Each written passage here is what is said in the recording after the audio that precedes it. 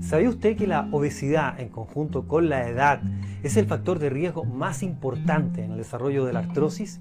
De hecho, se ha visto que el porcentaje de personas afectadas de artrosis aumenta en pacientes con obesidad y aumenta aún más cuando la obesidad se relaciona con cualquier otro factor de riesgo cardiovascular, como la hipertensión arterial, el trastorno de los lípidos o incluso la diabetes. En este segmento de Doctor en Casa vamos a hablar sobre este tema y le vamos a entregar algunos consejos para el cuidado de sus articulaciones. Y hoy en el programa estamos junto a la doctora Natalia Aybar. Ella es médico nutrióloga. Muchísimas gracias por estar hoy día junto a nosotros, Natalia. Muchas gracias a ti por la invitación. Natalia, hoy día vamos a hablar de una combinación que es muy mala, ¿no? Que es el tema del sobrepeso, la obesidad, y cómo esto en el tiempo puede llevar a un daño en nuestras articulaciones, producir, ¿no es cierto?, artrosis en definitiva. Hoy día la gente está muy familiarizada con el concepto de la pandemia, ¿no? A propósito del coronavirus, pero debemos señalar que la obesidad es una pandemia y en Chile tenemos cifras bastante negras, bastante malas, ¿no? Súper alta. Yo te diría que hablando de pandemia, es la primera pandemia. Yo recuerdo que antes de partir todo lo que tenía que ver con la infección de COVID-19, ya hablábamos de la pandemia de la obesidad. Superamos ya a México y Estados Unidos en cifras y en nuestro país tenemos alrededor de un 70% de sobrepeso y obesidad según la última encuesta nacional de salud.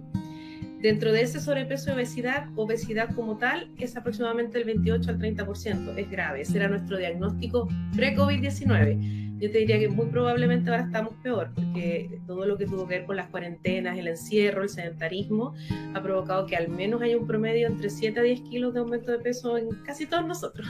¿Ya? 7 a 10 kilos, ¿y promedio? En promedio, sí.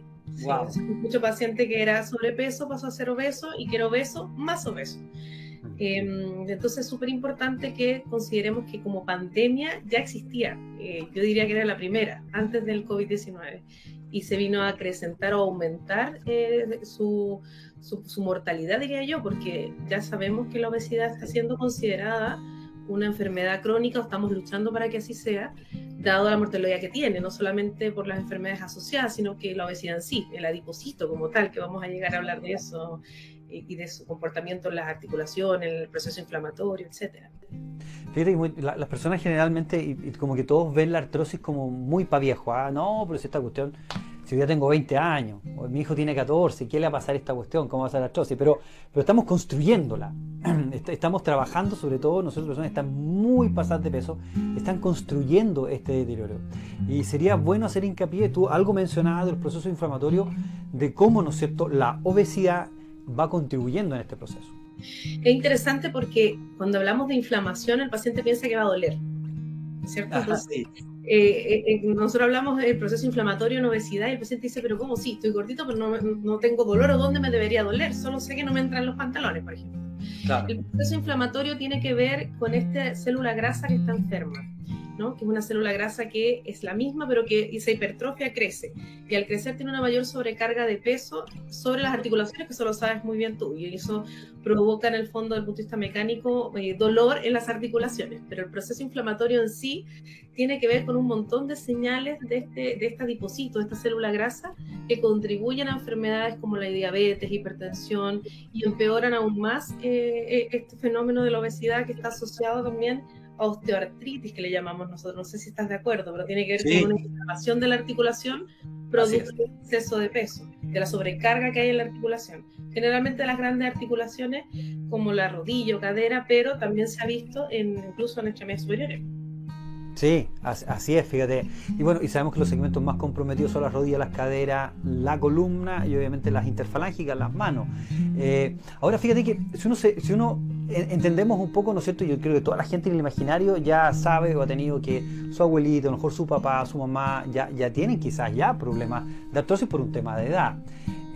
Pero decirle a las personas que una de las causas que tenemos de artrosis es el traumatismo, y la gente cuando dice traumatismo, pero es que el traumatismo es el jugador de fútbol de la selección o de mi equipo favorito, ¿no? O el atleta que hace tanto deporte. Claro, está bien, efectivamente, pero hay un concepto, y tú lo has esbozado muy bien, el tema de inflamación y del microtraumatismo, es decir, cómo yo día a día, minuto a minuto, voy dañando mi rodilla no sé tú, estoy muy en sobrepeso, con una obesidad importante, solamente con el hecho de caminar. Entonces claro, nos dicen, oiga doctor, pero pucha, es un contrasentido, pues usted quiere que camine, que usted quiere que haga ejercicio. Entonces, fíjate que es súper importante orientar bien a la población en esto.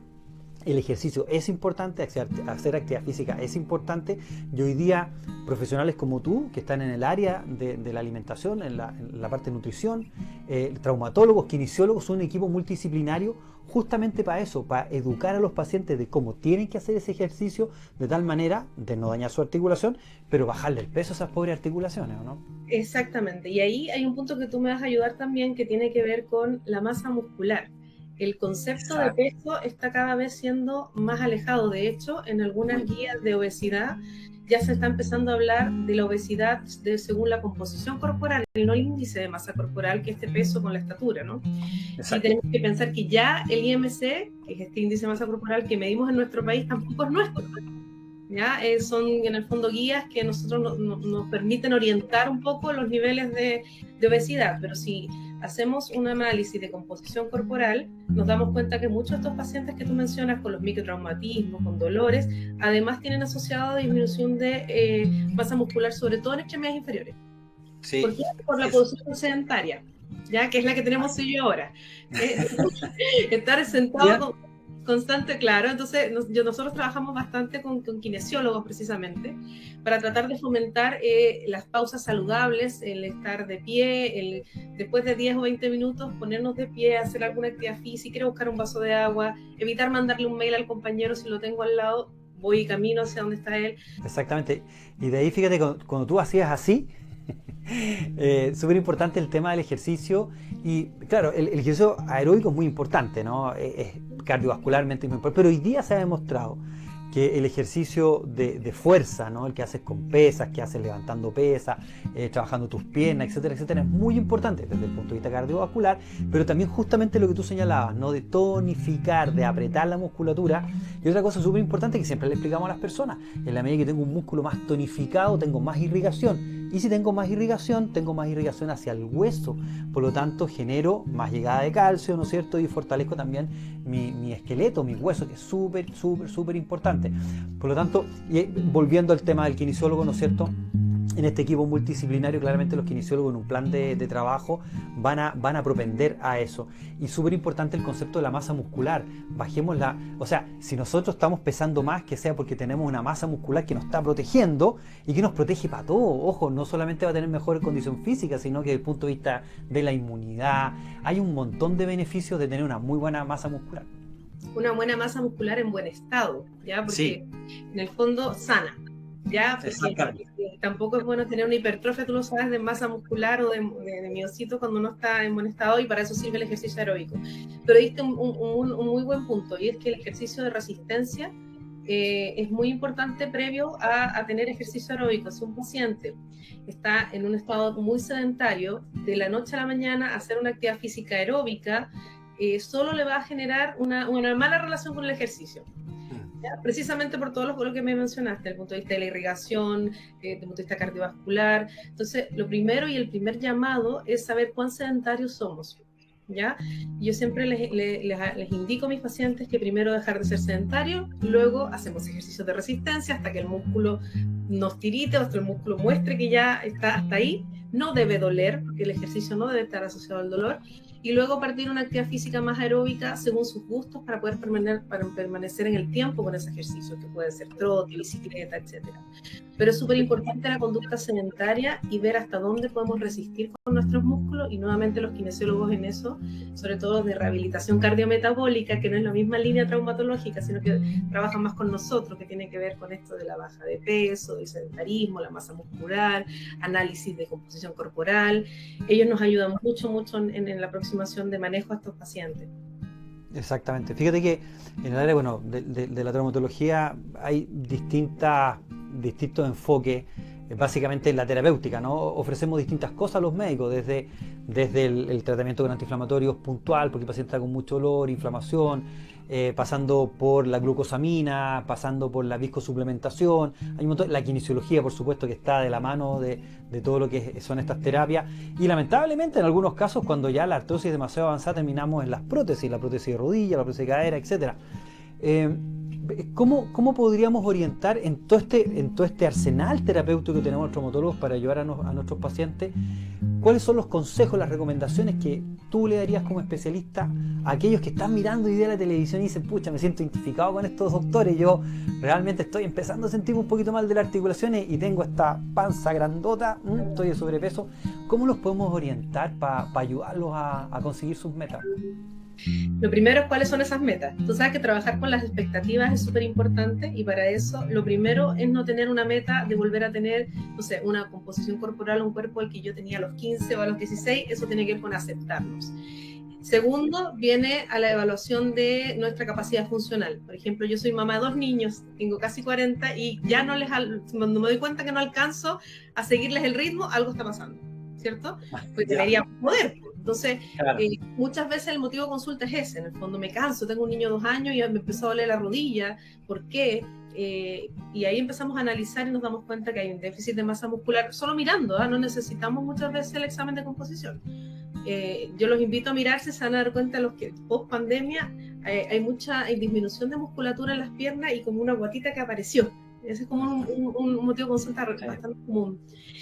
Por en el fondo estar sedentario. Así que mis recomendaciones van en primero, tener claro las expectativas, conocernos bien y buscar en el fondo cambios que sean reales. O sea, si te mencioné recién el ejemplo, yo soy mamá, vamos a buscar cambios reales que dentro de mi realidad actual me permitan hacer. No sé, caminar con mis hijos, sacar la mascota, no vamos a tratar de hacer cambios que después no vamos a poder mantener en el tiempo. Yo creo que es súper importante. Correcto. Interesante tema que abordamos hoy día junto a la doctora Natalia Aybar. Muchísimas gracias, Natalia. Esperamos tenerlo en nuestros próximos segmentos porque este es un problema nacional. Tú mencionaste algo a la pasada que es muy, muy importante y relevante, que la obesidad sea considerada una enfermedad crónica. Entendiendo que hoy día tenemos cifras, como tú ya señalabas, alarmantes en nuestro país y estos pacientes requieren atención y requieren estar dentro del sistema. Absolutamente, y requieren un manejo multidisciplinario. Así que vamos a luchar por eso, como hace poco fue el Día de la Lucha contra la Obesidad. Y lo otro que yo soy muy, en el fondo, ferviente al respecto es que es una enfermedad de salud mental. La verdad es que un paciente, nosotros vemos bastantes pacientes de cirugía bariátrica y posterior a 2-3 años de su procedimiento, si bien está mucho mejor, la obesidad vuelve la conducta, en el fondo, esta compulsión a comer hay que estar acompañando toda la vida. Así que ojalá estos proyectos de ley continúen y que sean ese el enfoque. Exactamente. Natalia, muchísimas gracias por estar hoy día con nosotros. Muchas gracias. Igual. Regular su peso y realizar actividad física en forma regular le ayudará de manera muy importante con los síntomas de la artrosis. Por ello, le recomendamos que pueda integrar el hábito de hacer ejercicios, en especial de bajo impacto. Esto le traerá grandes beneficios, no solo en lo que respecta a su peso, sino que también en su calidad de vida en general.